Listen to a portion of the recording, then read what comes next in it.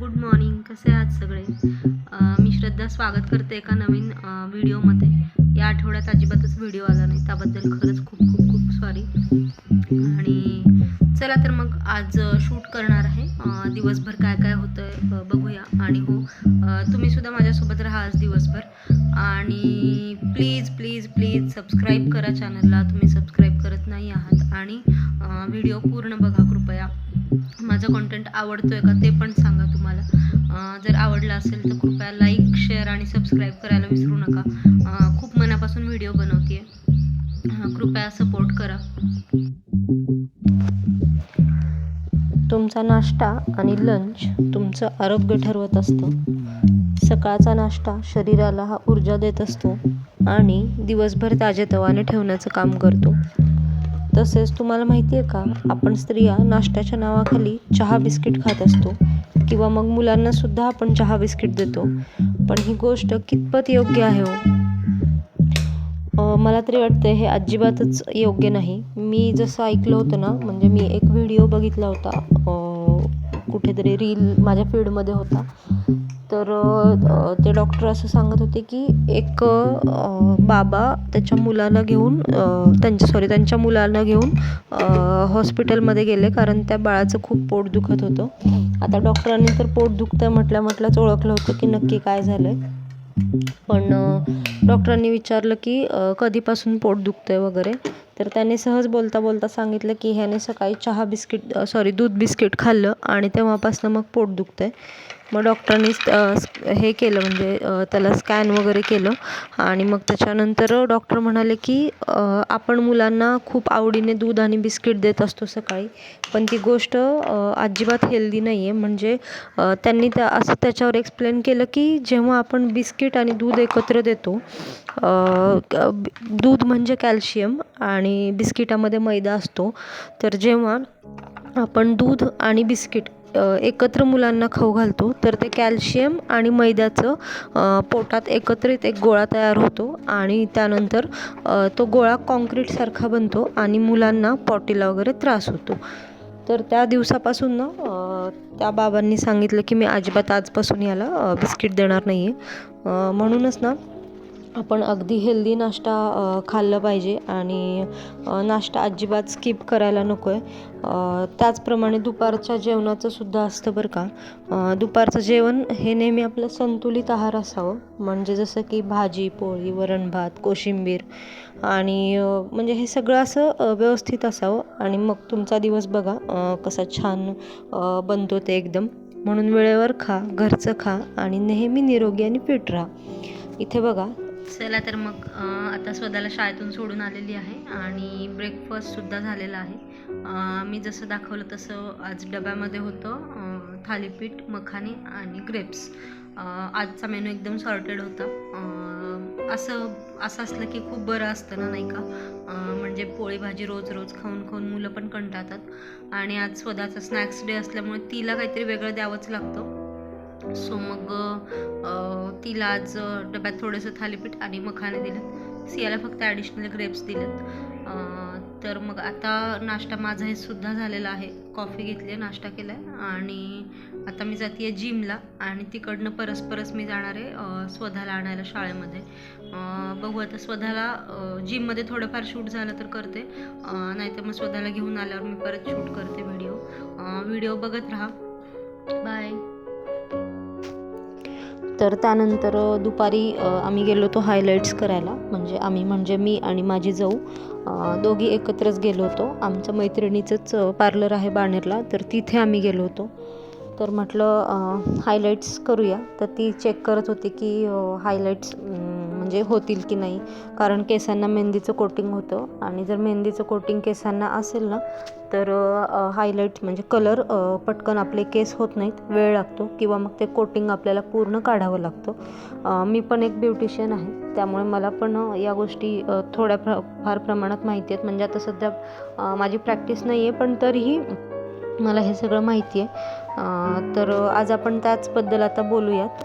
Highlights केल्याचे फायदे आणि तोटे काय काय असतात ते. तर हायलाईट केल्यामुळे ना आपला लूक लगेच बदलतो. म्हणजे आपण काहीतरी आपल्या केसांवर वेगळं केलं तर आपल्या फेसचा लूकसुद्धा लगेच बदलत असतो. आणि सध्या ही फॅशनसुद्धा आहे हायलाईट्स करायची. आपल्या केसांना एक म्हणजे स्टायलिश टच येतो म्हणायला काय हरकत नाही जर आपण हायलाईट्स केले तर. आपला फेस आहे तो फ्रेश आणि ग्लोईंग दिसायला लागतो. म्हणजे बघा ना, आता साधं आपण हेअर कट जरी केला तरी आपल्या फेसमध्ये इतका फरक दिसतो. त्यामुळे आपला फेस लगेच ग्लो करतो. त्याचबरोबर आपल्या केसांमध्ये ना व्हॉल्यूम क्रिएट होतो. केस आपले जाड आणि दाट किंवा भरदार दिसायला लागतात.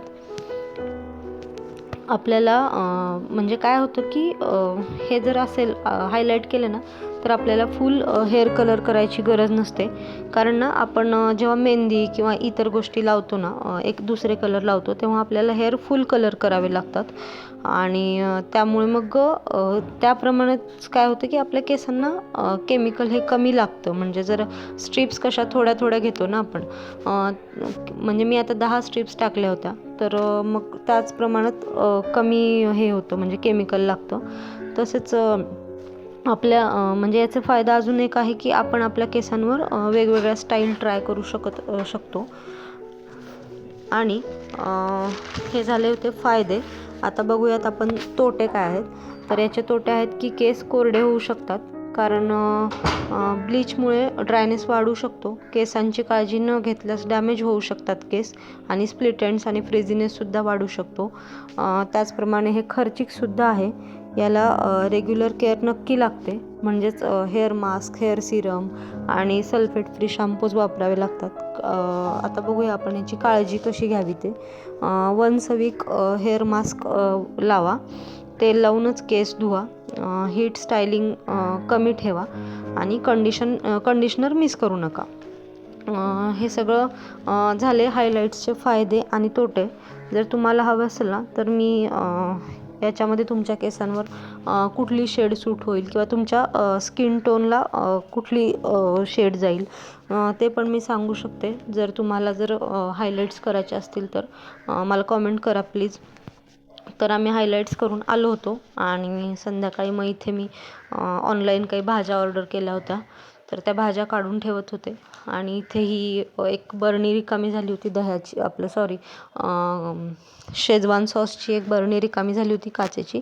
म्हटलं आता उन्हाळ्याचे दिवस आहेत तर काचेच्या ह्याच्यात दही छान लागतं, म्हणून मग त्यात दही लावायला मी ती बरणी केली होती. मग त्या दिवशी दह्याचं पाकीट आणलं होतं, त्यामुळे ते मी त्यातच रिकामं केलं. आणि मुलींची गडबडसुद्धा चालूच होती. मुलींना खायला पण करून द्यायचं होतं.